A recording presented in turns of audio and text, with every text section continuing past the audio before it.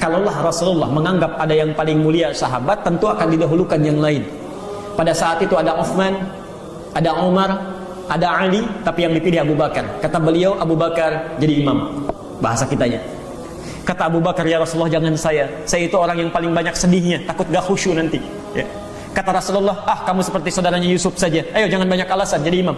Ya. Saking merendah hatinya, takut kalau banyak menangis tiba-tiba orang jadi gak khusyuk gitu ya. Itu Abu Bakar. Ya. Singkatnya, setelah wafat bersepakat sahabat, bersepakat, tidak banyak persoalan perbincangan lagi. Ya, musyawarahnya singkat, cuma kumpul langsung tertuju pada Abu Bakar. Abu Bakar menjadikan khalifah pertama, dijadikan khalifah pertama menggantikan Rasulullah sallallahu alaihi wasallam. Selesai. Ini sekaligus kisah ini membantah secara nyata dari sisi sejarah orang-orang yang mengatakan bahwa, mohon maaf, sahabat-sahabat Nabi khususnya Abu Bakar itu merampas kekhalifahan dari Ali.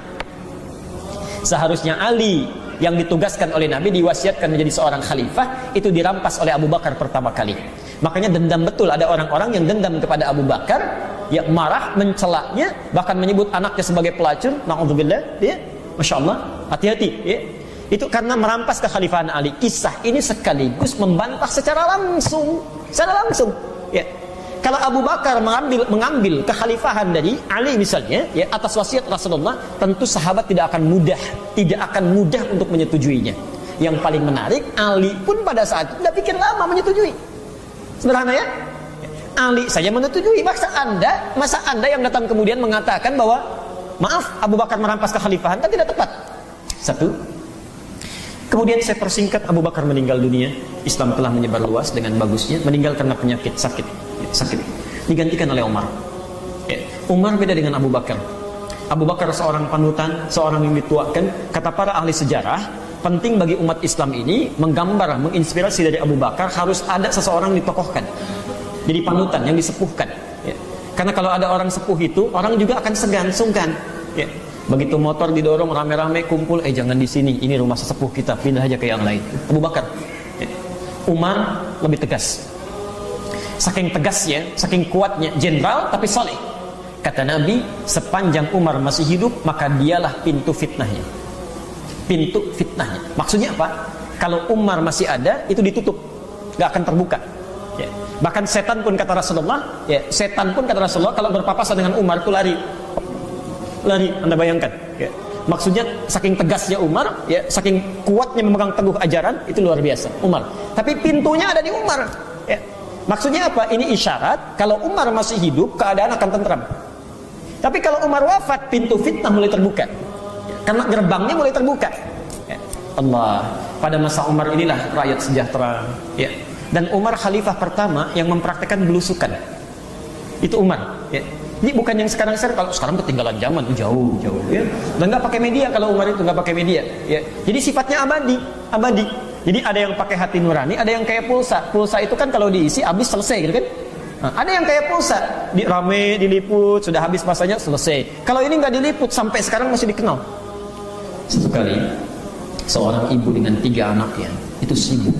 Ibunya sibuk masak, anaknya mendengar itu langsung ngantuk tidur. Ternyata yang dimasak bukan makanan, batu, Bu. Batu pakai pasir digoreng-goreng begini. Ya, saking nggak punya makanannya. Orang ini mengumandangkan syair bersenandung, duh khalifah yang katanya hebat, gak perhatian pada rakyatnya sampai ingin makan batu. Umar lewat sedang belusukan, kedengaran itu, langsung menangis Umar. Kemana Umar? Langsung lari mengejar ke Baitul Mal. Ajudannya tergopoh-gopoh sambil mengambil gandum, dimasukkan ke dalam karung. Ajudannya bilang, biar saya yang lakukan. Kata Umar, tidak, saya akan dihisab di hari kiamat nanti. Dibawa itu gandumnya sekarung, dibawa ke hadapan ibu tadi. Ibu tadi masih mencela khalifah, langsung dimasakin oleh Umar sampai jadinya, sampai dituangkan, sampai dibangunkan anak-anaknya. Dalam keadaan demikian, ibu tadi tidak tahu bahwa yang membantu dia seorang khalifah yang sedang dicelanya. Umar diam aja, nggak tahu orang itu kalau itu khalifah. Ya, langsung pergi, selesai. Itu Umar. Ya. Masa Umar menyebar Islam sampai ke Persia, ini saya buka, mulai muncul ini celah-celahnya. Persia itu kalau sekarang masuk Irak, Iran dan sebagainya. Ya. Ditaklukkan Persia di masa Umar bin Khattab, semakin luas Islam. Anda penting tahu, Persia sebelum ditaklukkan, itu Persia itu sudah lekat dengan kultus, ya, dengan tahayul. Dengan filsafat sudah kuat sekali, ya, sudah kuat sekali. Ya. Dengan cerita-cerita, ya, macam-macam. Ditaklukkan itu, dimasukkan nilai Islam di dalamnya. Singkatnya menyebar Islam, hancur imperium Persia. Nah, ada satu orang masuk Islam, seorang budak. Ya, budak. Pikirannya pendek, ya, kadang-kadang mudah disusupi, namanya Abu Lu'lu'ah. Abu Lu'lu'ah. Ya. Orang ini ketika masuk Islam, sesekali dia menatap ke arah tempat dia dilahirkan di Persia. Dulu kok maju, hebat ini, tapi kok setelah Islam datang jadi begini, hilang keemasannya, berubah fungsinya. Ya. Dulu mereka punya menara. Ya. Ini Al-Ihsan PTN punya menara. Ya. Tahu artinya menara? Apa artinya? Menara? Nah, kalau tidak tahu katakan wallahu a'lam. Apa artinya menara? Kok antum bisa bikin gitu? Wallahu a'lam. Baik. Menara dari kata manarun, artinya tempat api. Tempat api. Di nar itu api. Ya. Manarun tempat api, manarah. Tempat api. Ya.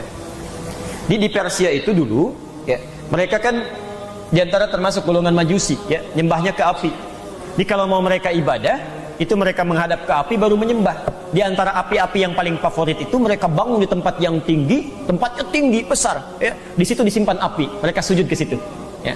Tempat yang disebut dengan manarah. Ketika ditaklukkan oleh Islam, diganti itu, dihilangkan apinya, diganti menjadi tempat azan. Ya. Jadi orang kalau azan ke situ naik, ya, supaya lebih terdengar, ya. Lebih nyaring, terdengar, dan lebih luas jangkauan suaranya. Maka dia lihat dulu yang tadinya megah, banyak apinya, kok sekarang cuma suara-suara saja. Masuk bisikan-bisikan yang tidak baik, diprovokasi oleh orang. Mulailah muncul keinginan untuk mengeksekusi siapa ini yang telah berbuat begini. Puncaknya tertuju pikirannya pada Umar bin Khattab. Ya. Diamati kebiasaan Umar, senang salat subuh di masjid, ya. Suka jalannya lewat sini. Setelah dipelajari petanya, diketahui, mulailah dia Abu Lu'lu'ah membuat pedang, ya, pedang kecil lah, semacam golok itu, khusus dibuat langsung bermata dua. Jadi kalau mata satu itu untuk melukai, ya. Tapi kalau mata dua sisi itu pasti yang satu melukai, yang satu membunuh, mengoyak jantung. Maka diikuti, dipelajari cara Umar masuk ke dalam masjid, kapan dia sholat, Masya Allah. Setelah diketahui itu, satu kali setelah ditetapkan waktunya, mojok Abu Lu'lu'ah menunggu duluan di masjid. Setelah siap Umar datang, siap akan dibuka salat, ya, siap mulai bertakbir, Umar meluruskan barisan. Begitu takbir Allahu Akbar, menyelinap ke barisan pertama, ditusukkan ke Umar. Ya, beberapa kali. Jatuh tersungkur Umar, ya, sahabat mulai panik situasi itu, masing-masing mulai akan menolong. Orang ini paham, ya, pasti kalau ketangkap dieksekusi juga. Akhirnya apa yang dilakukan? Setelah Umar berhasil dicelakai, dia sabatkan pedangnya ke kanan dan ke kiri. Kurang lebih 12 sahabat syahid pada saat itu. Bukan cuma Umar. Ya. Ditangkap orang ini, begitu ketahuan, ditangkap, dipegang, dihimpun. Ya. Dia memilih untuk bunuh diri. Maka wafatlah dia. Meninggal Umar bin Khattab, wafat Umar, sahabat mulai berkumpul. Ini karena Umar sudah wafat, ya, maka kita harus memilih khalifah yang baru. Saya percepat. Maka mereka diskusi, kumpullah 6 orang.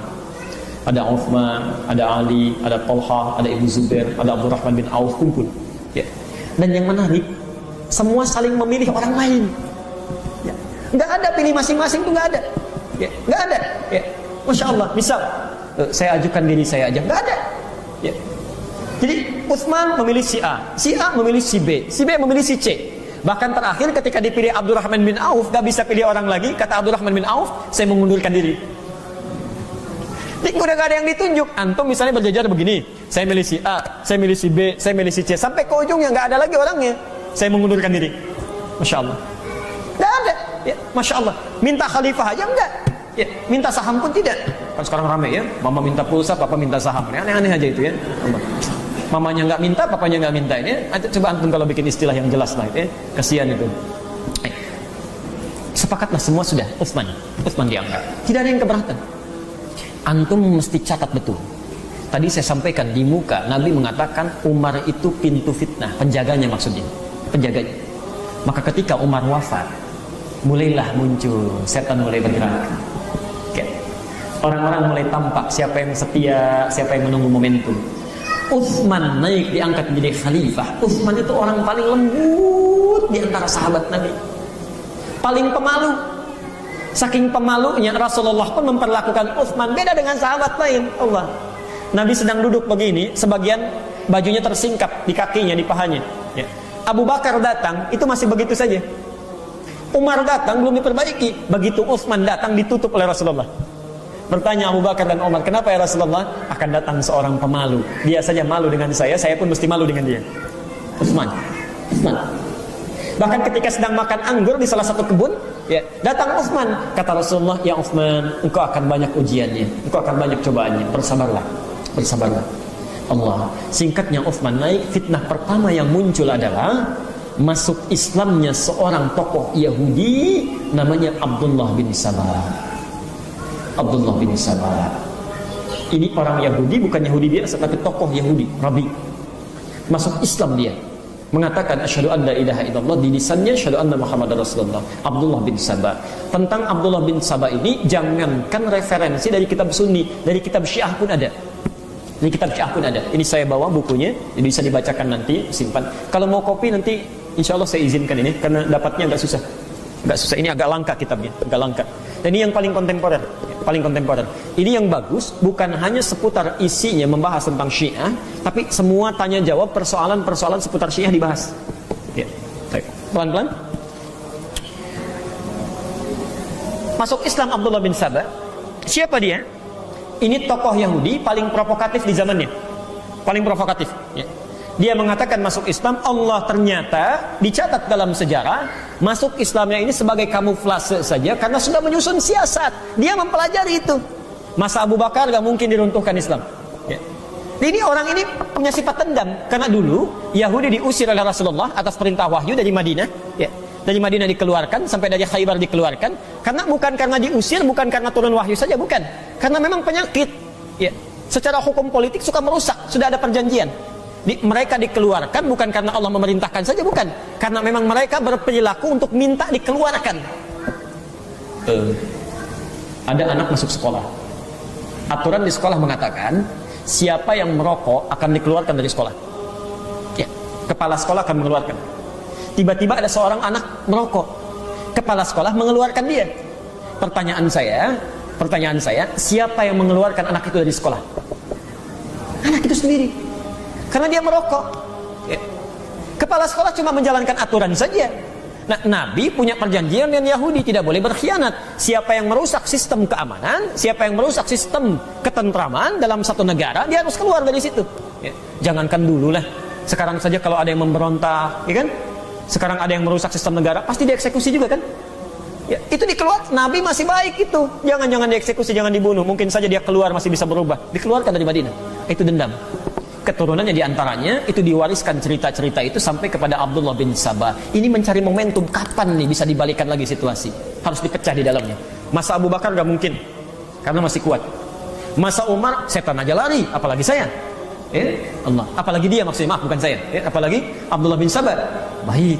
Wafat Umar, muncullah khalifah paling lembut. Masya Allah. Dimanfaatkanlah ini oleh Abdullah bin Sabah.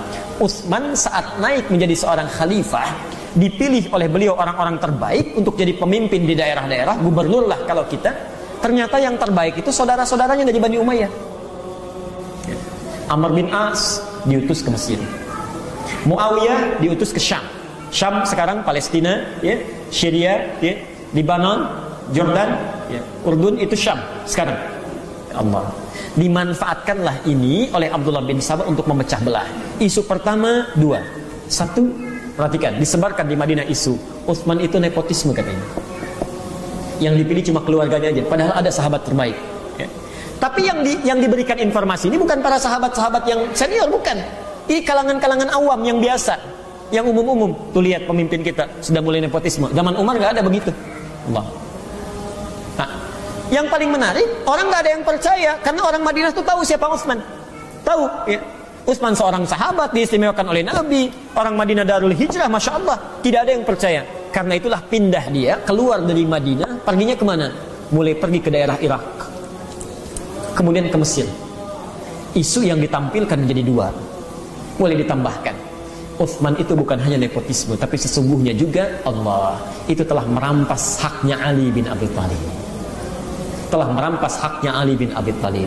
Karena sesungguhnya dalam rapat dewan untuk menentukan tuh Ali yang lebih diunggulkan, tapi Utsman yang kemudian mengajukan diri. Mulai diperlebar, mulai. Nah, dimunculkanlah kemudian riwayat-riwayat sahih hadisnya. Di hadis Muslim ada, di Al-Bukhari ada hadis-hadis dari Nabi yang tentang mengistimewakan seorang Ali. Peristiwa Ghadirkum, peristiwa macam-macam, nanti saya jelaskan ketika menjelaskan Ali. Dimunculkan itu. Yang jadi masalah, mohon maaf, banyak orang-orang yang awam sekalipun hafal Quran, tapi awam ilmunya, karena dia jauh dari pusat Islam, seakan-akan menyimpulkan benar nih perkataannya. Benar. Allah. Maka mulailah muncul orang tidak percaya, mulai dari Mesir, tidak percaya pada Utsman. Bergerombol dari Irak, dia berhasil itu. Dia berhasil. Apa yang terjadi?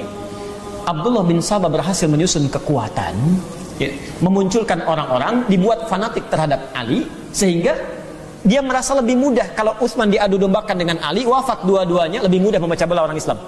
Ya. Caranya apa? Maka dimunculkan orang-orang yang fanatik kepada Ali, dimunculkan isu, yang kedua dimunculkan isu nepotisme. Maka didoronglah mereka untuk demonstrasi. Mulai tadinya jauh, ya. Sahabat mengusulkan termasuk Ali, Utsman ini mesti diselesaikan. Kata Utsman saking lembutnya, ya, tapi tidak boleh ada pertumpahan darah. Ini Utsman. Tidak boleh ada pembunuhan di masa saya. Walaupun saya mesti wafat lebih dulu. Allah. Nah, sifat ini secara politik lemah. Secara politik lemah. Ya. Di orang-orang yang sudah kelihatan bermasalah, ya, tidak diinterogasi, tidak dihukum, bahkan tidak diluruskan, tapi saking lembutnya jangan sampai ada pertumpahan darah macam-macam, ya. Jadi secara politik lemah. Maka dimanfaatkanlah ini oleh musuh-musuhnya yang sudah mulai berkembang, dibawa mereka sebagian besar untuk datang ke Madinah. Maka muncullah orang mulai berdemonstrasi ke istananya Utsman di Madinah. Tidak sedikit, Bu, Pak, dikepung istana Utsman. Saya persingkat saja, dikepung. Ali saking sayangnya dengan Utsman, itu mengutus dua anaknya langsung, Hasan dan Husain. Diutus. Kata Ali, jaga pintu rumah Utsman. Jaga, ya. Jaga. Karena kalau Ali yang berangkat, nanti tuduhan semakin runcing. Oh benar, ini fanatik terhadap Ali. Karena Ali sedang diagung-agungkan. Orang akan fitnah semakin menyebar luas. Ali tahu itu. Maka diutus dua anaknya jaga Utsman. Ali mengerjakan yang lain. Allah, saya persingkat, mohon maaf ya. Ini kisahnya agak sebetulnya tidak nyaman untuk disampaikan. 3 orang memanfaatkan situasi sedang rame-ramenya. Kalau kita demo di luar rame, 3 orang, ini qadar Allah dengan izin Allah, itu naik berputar ke satu tembok. Dia lompati istana Utsman. 1 bawa pedang, 2 bawa besi, yang 3 sudah bersiap dengan tangannya. Dalam situasi dia saat naik, ada seorang, Anda kalau punya rezeki, coba beli buku tentang sahabat-sahabat Nabi karya Syekh As-Sallabi. As-Sallabi. Ini kitab yang paling bagus ya, As-Sallabi. Beliau itu seorang sejarawan, sekarang nomor 1 di dunia, yang paling dikagumi, dan tulisannya sangat objektif, ya, argumentasinya sangat kuat, dalilnya kuat. Jadi dari sisi manapun susah digoyahkan. Itu As-Sallabi. Itu orang Libya. Orang Libya tinggal di Qatar, ya, dan mengajar di Qatar. Sekarang masih hidup Syekh Sallabi. Kalau dalam bahasa Indonesia sudah diterjemahkan, penerbitnya Pustaka Al-Kautsar. Pustaka Al-Kautsar.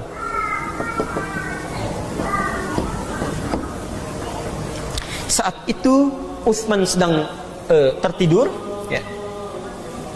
Kemudian minta kepada ajudannya, pembantunya, supaya tidak dibangunkan kecuali pada masa sekian ingin baca Quran, ya. Ketika tiba waktunya dibangunkan, Utsman bertanya, kenapa engkau bangunkan saya? Kata pembantunya, kan Anda yang minta. Kata Utsman, sungguh barusan saya bermimpi bertemu dengan Abu Bakar dan Umar. Mereka katakan jangan dulu buka, nanti bukanya sama-sama dengan kami, dengan Rasulullah SAW. Lalu baca Quranlah beliau. Saat sedang baca Quran itulah 3 orang tadi naik langsung mendobrak keadaan pintu kamarnya Utsman. Yang 1 yang tidak bawa apa-apa itu langsung menarik Utsman. Saya persingkat, yang bawa pedang langsung menusuknya, yang bawa besi tadi menusuk Utsman dari tenggorokan langsung ke atas. Ya, wafat Utsman. Ya, bahkan ada riwayat lain menyebutkan sampai disembelih, sampai dieksekusi. Orang panik, tersebar berita. Orang ini lari, tidak diketahui siapa. Dia pergi, lari meninggalkan tempatnya Utsman. Ya, qadar Allah tersebar berita, Khalifah mat, Khalifah telah wafat. Menyebar berita itu, yang pertama kali membuncah kemarahannya itu Ali bin Abi Thalib. Ali bin Abi Thalib. Ya. Kalau secara nalar politik logika tentu akan senang, ya. Akan senang kalau menurut tuduhan sementara orang Ali ingin merampas kekhalifahan Utsman, akan senang, logikanya demikian. Tapi ini marah luar biasa, ini menunjukkan Ali paham bahwa khalifah yang sah itu Utsman. Ya, nggak boleh kita makar dan sebagainya. Apa yang terjadi? Itu langsung Ali menuju pada lokasi pertama kali dilakukan itu, menampar Hasan, menendang Husain. Hasan ditampar, Husain ditendang sampai terjerembab itu keduanya. Kenapa kalian nggak jaga khalifah, kata Ali. Allah, Utsman meninggal. Singkatnya saat Utsman wafat, Allah ingin dicari siapa pelakunya. Tapi setelah masa demikian, tidak mungkin itu bisa berlangsung kecuali ada pemimpin baru diangkat. Maka rapatlah para sahabat, secara singkat diputuskanlah Ali untuk menggantikan. Abdullah bin Sabah ini paham ini, ya. Kalau seketika ini dicari-cari, pasti ketemu juga beliau. Akhirnya apa? Merapatlah Abdullah bin Sabah kepada safnya Ali. Diangkat sanjung-sanjung khalifah. Oh, Masya Allah, ini khalifah katanya, kan harus kita angkat, harus macam-macam. Dibawa orang untuk setia kepada Ali. Setia kepada Ali, ya. Saat yang bersamaan ketika mulai diangkat, itu kan tadi saya sampaikan demonstrasi sudah di mana-mana, kekacauan mulai muncul. Ada yang di Mesir, ada yang di Irak, ada yang di mana-mana. Nah, Ali menginginkan membereskan dulu situasi. Tenangkan ini, redakan ini, baru kemudian kita cari siapa pembunuh Utsman, selesaikan. Nah, keluarganya Utsman menginginkan Utsman dulu yang diselesaikan, siapa pembunuhnya cari. Ya. Ali berpikiran kalau konsentrasi ke sana, nanti negara nggak akan stabil. Ya. Kebanyakan orang akan ramai ini. Maka terjadilah peristiwa Muawiyah, kerabatnya Utsman, ya, itu menunda baiatnya kepada Ali. Ali, saya akan berbaiat kepada engkau kalau sekiranya pembunuh Utsman sudah engkau temukan. Ya. Tapi saya mengakui engkau khalifah, cuma belum berbaiat saja. Tunggu dulu sampai itu selesai. Ya. Ali berpandangan, aduh kamu baiat saja dulu, nanti kita selesaikan sama-sama. Kata Muawiyah tidak, karena nanti akan muncul banyak fitnah. Fitnah di keluarga, fitnah macam-macam. Disinilah kemudian Abdullah bin Sabah masuk lagi. Ketika Ali mengutus utusan kepada Muawiyah, Abdullah bin Sabah bermain. Sampai kepada Muawiyah disampaikan, Ali sebetulnya sudah merencanakan untuk peperangan. Baik, ya. Bagi siapapun yang tidak mengikuti berbaiat kepadanya. Ya. Begitu dengar informasi akan menyiapkan pasukan dari sisi Ali, apa yang terjadi? Muawiyah langsung naik ke atas mimbar menyampaikan, hadirin, kata Muawiyah, di wilayah Syam, ya, di Damaskus. Itu Damaskus termasuk kuat pada saat itu. Ali sudah menyiapkan pasukan karena kita belum berbaiat kepadanya. Menurut kalian apa yang harus saya lakukan? Maka rakyat di situ mengatakan, ya, kami sami'na wa ata'na, terserah Anda saja. Kalau Ali memang menyerang, maka kita pun harus mempersiapkan, kita bertahan. Kita bertahan. Bahasa Muawiyah bertahan, bukan menyerang. Bertahan. Tapi berita yang sampai dibawa lagi oleh Abdullah bin Sabah disusupkan. Sampaikan pada Ali bahwa Muawiyah bin Abi Sufyan sudah menyiapkan pasukan dan diangkat dia sebagai khalifah di sana. Orang berbaiat kepadanya. Maka muncullah Ali bin Abi Thalib, berita itu sampai kepada beliau, naik lagi ke mimbar. Beliau sampaikan, ada berita menyampaikan, kalau zaman dulu kan nggak ada teleponnya, kan mudah ditelepon. Ya, ngapain kamu nyiapin pasukan? Ya, kan bisa begitu ya? Tidak. Allah. Ali naik ke atas mimbar mengatakan, Muawiyah sudah menyiapkan pasukan, apa yang harus kita lakukan? Rakyat yang mengatakan, sami'na wa ata'na, kami terserah Anda. Nyiapkan pasukan, yang kita lawan. Maka kata Ali bin Abi Thalib, baik, kita pun menyiapkan pasukan. Disiapkanlah oleh Ali sekitar 100.000 pasukan, Muawiyah menyiapkan 10.000 pasukan. Bertemulah di Siffin itu. Allah. Saya persingkat. Dalam peperangan itu jelas sudah ketahuan 100.000 lawan 10.000, mana yang menang? Belum tentu. Nabi aja baru bawa 300 pasukan lawan 10.000, Nabi yang menang 300. Baik. 100.000 lawan 10.000, mana yang menang? Wallahu a'lam, itu yang paling bagus. Baik. Dimulai pertempuran, tidak sedikit yang wafat. Ya, saya tidak perlu sebutkan karena jumlahnya cukup banyak, Masya Allah. Mereka syahid di jalan Allah.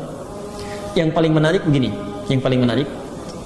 saat mulai terdesak pasukannya Muawiyah, maka Amr bin As, ini politikus yang sangat ulung, diplomat yang sangat luar biasa, cerdas orangnya, ya paling cerdik, itu mengusulkan pada Muawiyah, kita sudah terdesak, kalau kita teruskan itu berbahaya, bisa banyak yang wafat, sudah tusuk saja Quran, tusuk begini, angkat dengan tombak ke atas. Dalam bahasa fikih disebut dengan tahkim. Tahkim itu artinya meminta damai. Putuskan sama Quran saja, jangan kita yang berdebat. Sudah, putuskan sama Quran daripada korban banyak. Ya. Ternyata ketika itu diangkat tahkim, ya, kata Ali, ini pasti kerjaan Amr bin As ini. Ya, tidak, teruskan dulu saja sampai mereka menyerah. Ya, tapi jangan bunuh mereka. Ya, cukup lukai saja. Lukai dalam arti hilangkan ya kekuatannya. Sudah. Ya. Desak mereka, desak mereka. Nah, ini yang jadi masalah. Saat Ali mengatakan teruskan desak mereka tapi jangan bunuh, sementara pengikut Ali mengatakan nggak benar itu, salah, salah. Bisa menyalahkan orang yang paling berilmu. Hati-hati nih. Orang cuma rajin tahajud, rajin sholat, rajin baca Quran, rajin puasa, tapi nggak tahu ilmu, wawasan nggak ada. Ya, langsung menyimpulkan nggak benar itu, salah kamu, salah. Ya. Harusnya kalau tahkim kita jangan berperang. Ya. Maka orang ini langsung menyalahkan Ali, mufti di zamannya, sahabat Rasulullah yang terpercaya, orang yang paling dikagumi oleh Nabi. Apa yang terjadi? Masya Allah, Bapak Ibu sekalian, mohon maaf, mereka kemudian keluar dari barisan Ali. Keluar dalam bahasa Arab disebut kharaja. Kharaja, khara dengan jim.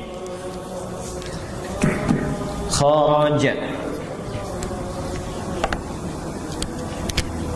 Kharaja. Keluar dari barisan Ali. Orangnya disebut dengan kharij, kharijun. Kalau banyakkan, tidak sedikit, maka dijamakkan menjadi khawarij. Khawarij.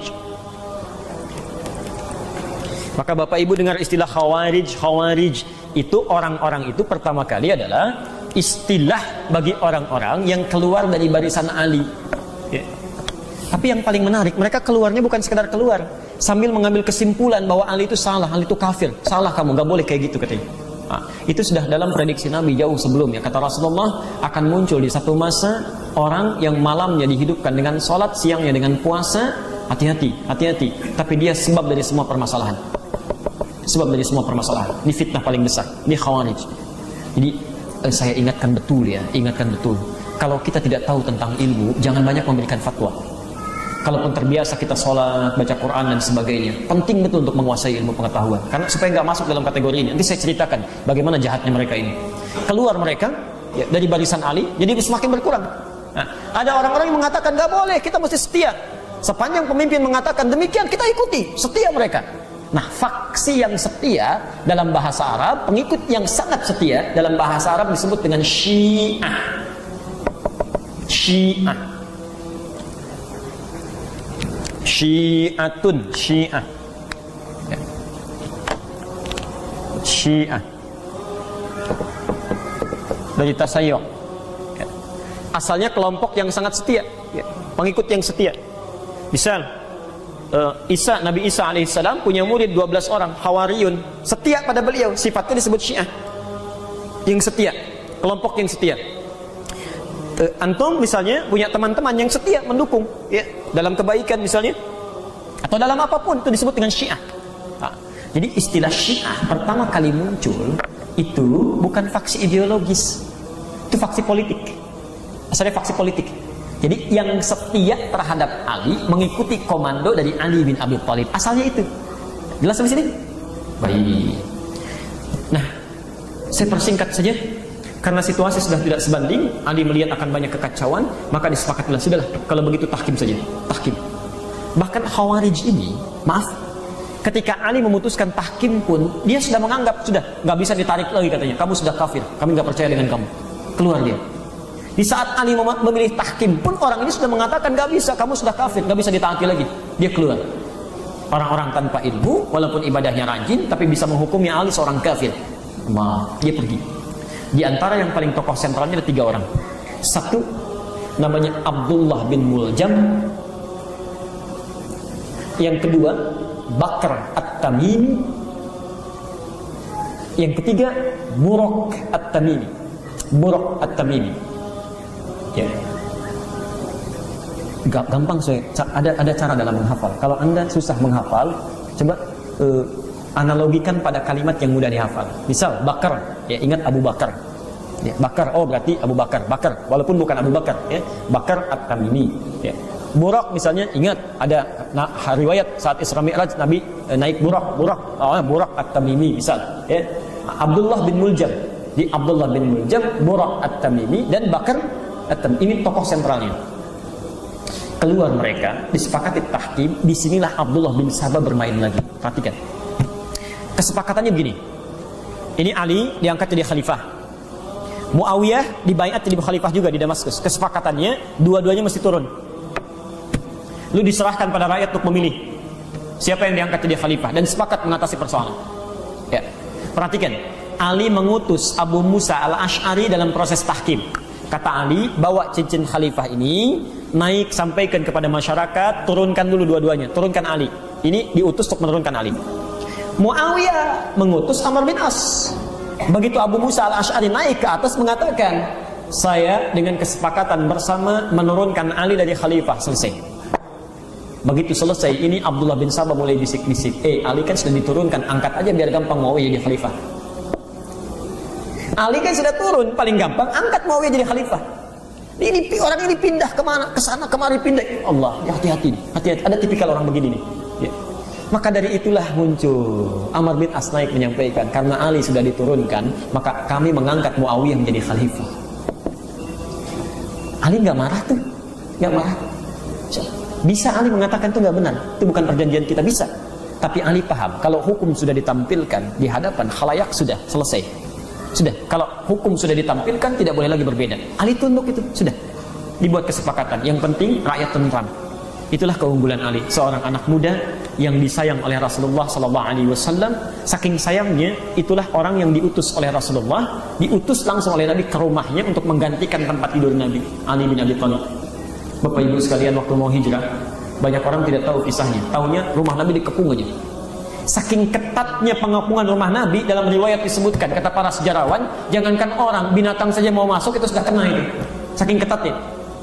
Nabi sudah siap-siap hijrah dengan Abu Bakar. Kata Rasulullah, Ali, bala ya Rasulullah, iya, gantikan tempat tidur saya. Tidur di tempat tidur saya. Maaf, yang diincar pada saat itu siapa? Nabi.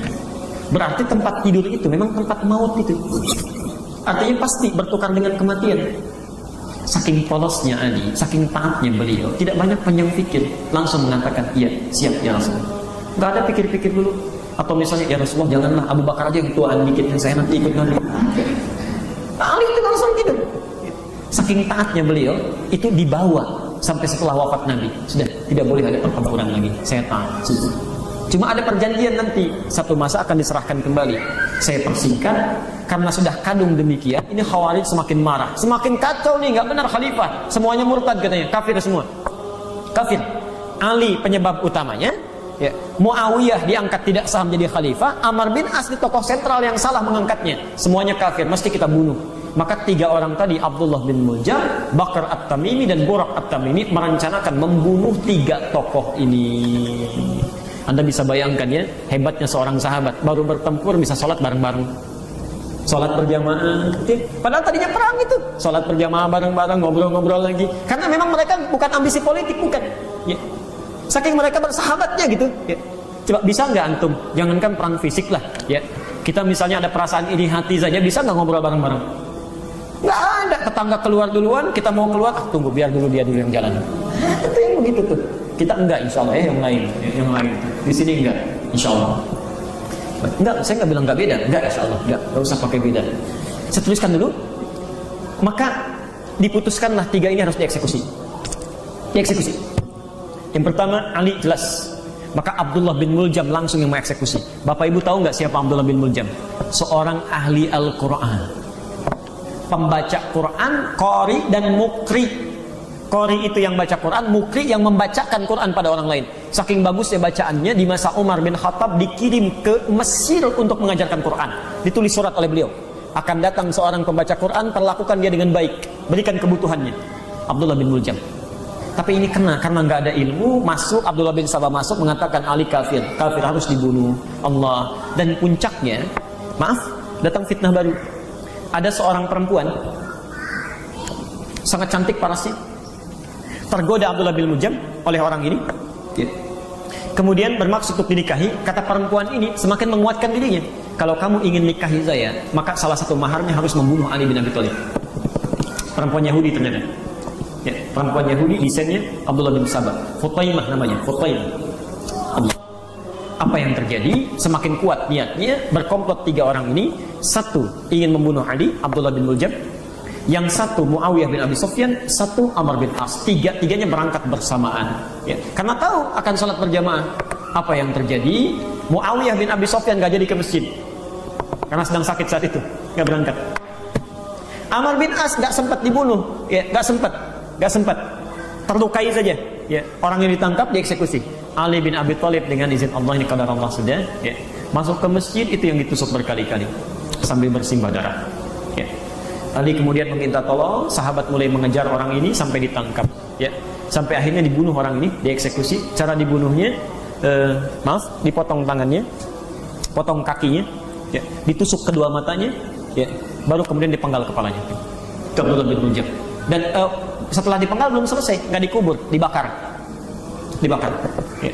Kenapa? Membunuh sahabat. Ya. Itu saking dihinakannya gitu. Anda bisa bayangkan, pembunuh sahabat saja dieksekusi demikian. Maka bagaimana dengan yang menyudutkannya, mencelanya, menghinanya dan sebagainya? Bagaimana azab yang kemudian disediakan tadi, seperti hadis yang saya bacakan kemudian. Nah, singkatnya Ali wafat, mulailah berubah. Abdullah bin Sabah mulai mengangkat-angkat, mulai dihidupkan kembali. Dari faksi politik diarahkan kepada faksi ideologis.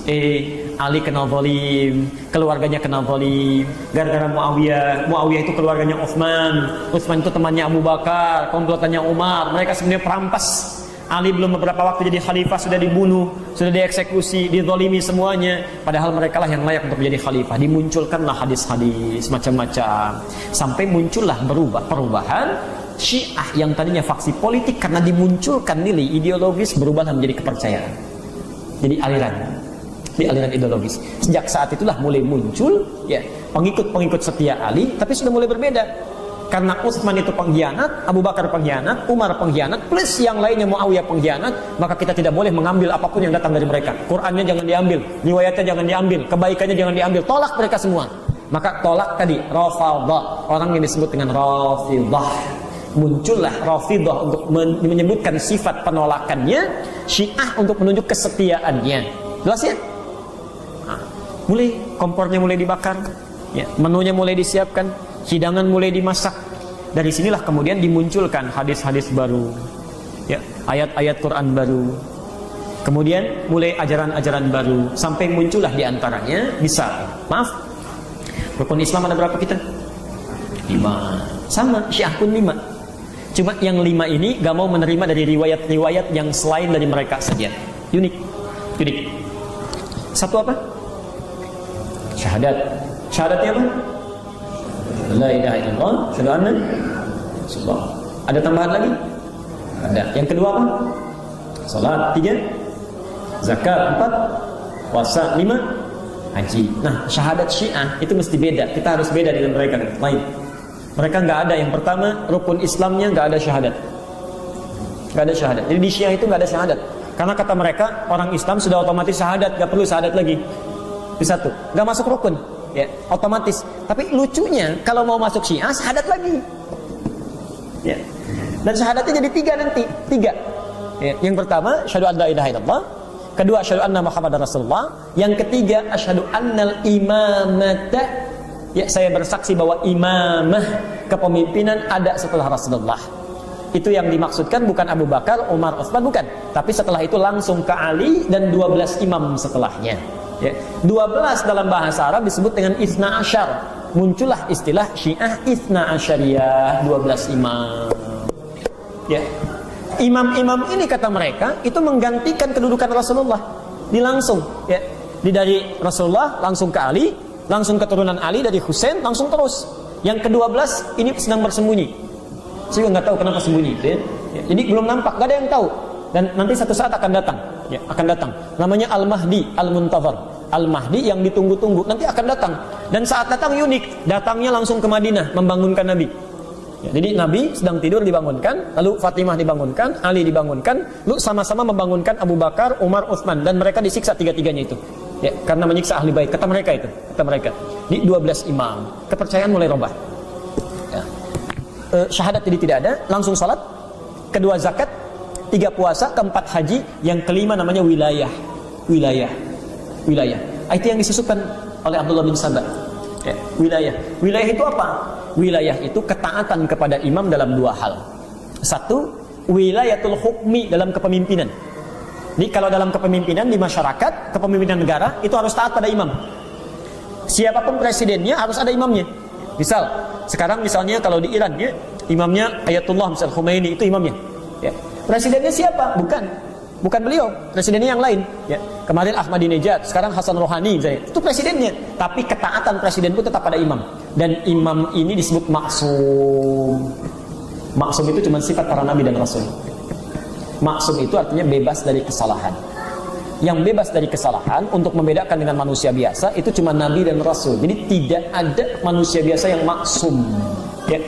Kalau Anda sudah mengatakan ada orang maksum, artinya ada nabi baru. Sudah keliru di sini. Yang kedua, wilayatul faqih. Wilayatul faqih. Wilayatul faqih itu ketaatan dalam hal hukum. Jadi kalau kata imamnya A, mesti A. Ya. Salat Anda nggak sah, harus bawa batu dari Kalbara, simpan di bawah, misal. Ya. Itu nggak sah semuanya. Nggak sah. Nah, karena ini rukun dalam Islam, yang tidak percaya dengan imamah itu belum Islam, dia kafir. Dia kafir. Jadi kalau ada orang rukun Islamnya tidak tambah dengan imamah, itu dalam persepsi Syiah yang sekarang itu kafir. Kafir. Itu bukan Islam. Dia mesti bersyahadat lagi. Jadi kalau sama-sama Islam, ngapain bikin aliran lagi? Kalau sudah Islam ya sudah, terima saja. Kenapa mesti ada yang baru lagi? Kan sederhananya begitu ya. Kemudian rukun imannya berapa? Kita berapa? Pikir-pikir dulu barangkali. Nah, baik. 1, Allah. 2, malaikat. 3, Rasul apa kitab? Kitab apa Rasul? Kitab. 4, 5, kiamat. 6, qada dan qadar, bukan takdir. Qada dan qadar. Kalau takdir itu bukan masuk rukun iman. Beda antara takdir dengan qadar, itu lain waktu pembahasannya. Ya. Baik. Sekarang lihat. Di Syiah, rukun imannya 5.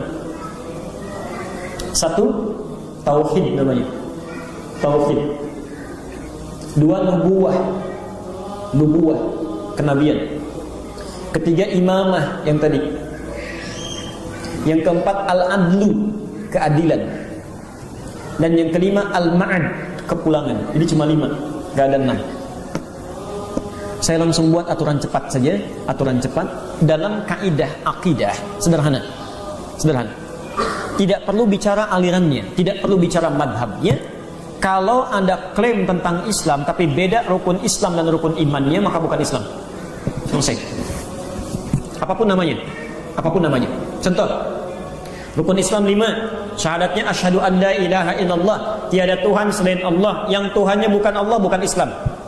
Selesai masalahnya. Asyhadu anna Muhammadar Rasulullah, nabinya Muhammad, yang nabinya bukan Muhammad, bukan Islam. Yang nabinya Ahmad itu bukan Islam. Selesai. Ahmadiyah misalnya, pengikut Ahmad itu bukan Islam. Jadi kalau mereka mengatakan sudah bukan Islam saja, selesai masalah. Karena nabinya harus Muhammad.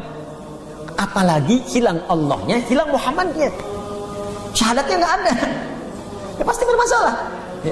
Dan 5 tidak berkurang, tidak nambah. Sekarang kalau nambah 1 pasti bukan Islam, karena cuma 5 saja.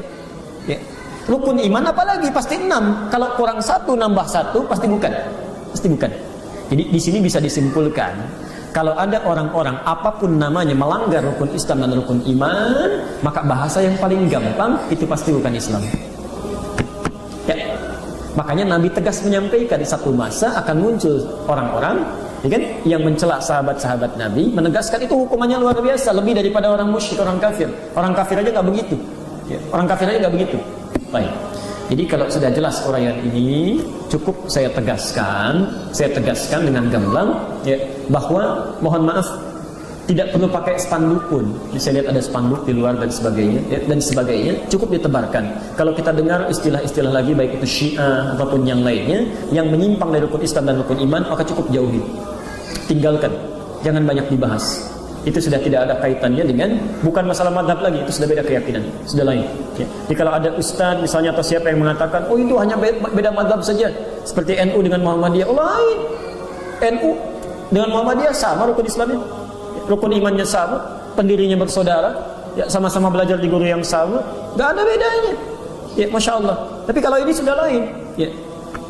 Ada beberapa hal yang mesti saya jawab dan saya tanyakan. 1, Islam muncul di mana?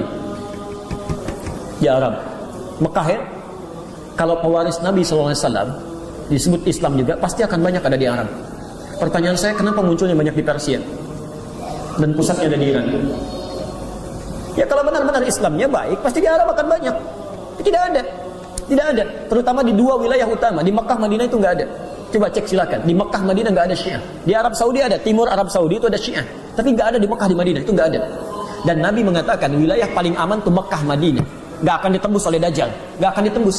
Artinya apa? Ketika di Mekah dan di Madinah pun tidak ada Syiah. Artinya tidak aman. Percayaan ini. Ini bukan Islam. Sederhana saja. Sederhana gitu. Kalau ada, kalau benar pasti ada di situ. Tapi nggak ada. Di Mekah nggak ada, di Madinah nggak ada. Satu itu. Yang kedua, ini yang mesti saya sampaikan. Pernah dengar hadis tentang Ghadir Qum? Ghadir Qum itu yang sering diangkat-angkat ya, dan ada perayaannya. Itu perayaan sering dipelesetkan. 10 Muharram, yaitu peringatan wafatnya Husain. Nabi berkabung. Sebelum Husain dilahirkan, 10 Muharram sudah ada.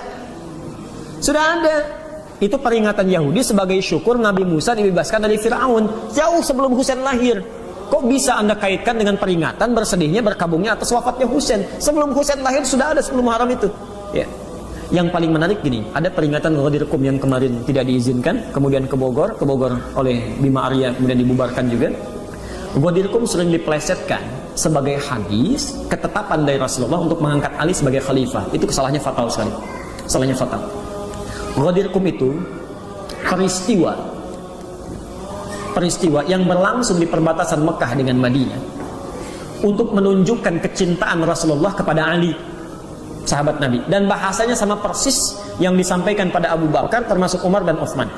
Jadi kisahnya dengan singkat, sebelum Nabi menunaikan haji wada, Ali diutus ke Yaman untuk berdakwah, menyampaikan risalah seperti Mu'adz diutus. Nyampe di sana ada isu yang tidak enak tentang Ali, disebarkan, digosipkan Ali oleh sementara orang Yaman. Tidak semuanya. Sampai itu ke telinga Rasulullah. Karena itu setelah haji wada, ya, di perbatasan antara Makkah dengan Madinah, diganteng Ali, dibawa, diumumkan pada masyarakat. Perhatikan, man kuntu maulahu fa aliyun maulah. Ya. Siapa yang menjadikan saya sebagai panutan, maka Ali pun panutannya. Ya. Itu bahasa dalam ilmu bahasa Arab. Kalau seseorang dilekatkan dengan orang lain menggunakan maula, itu bukan khalifah, itu menunjuk pada kecintaan. Maksudnya, kalau Anda cinta pada saya, jadikan saya panutan, maka Ali jangan dicela, ini sahabat saya. Jadikan dia juga sebagai panutan, itu maksud Nabi. Sama persis kalimat yang disampaikan pada Abu Bakar, pada Utsman dan Ali. Ini yang sering dipelesetkan dan disampaikan, maula itu artinya, itu ketaatan dalam khilafah, itu tidak tepat, tidak benar. Tidak tepat.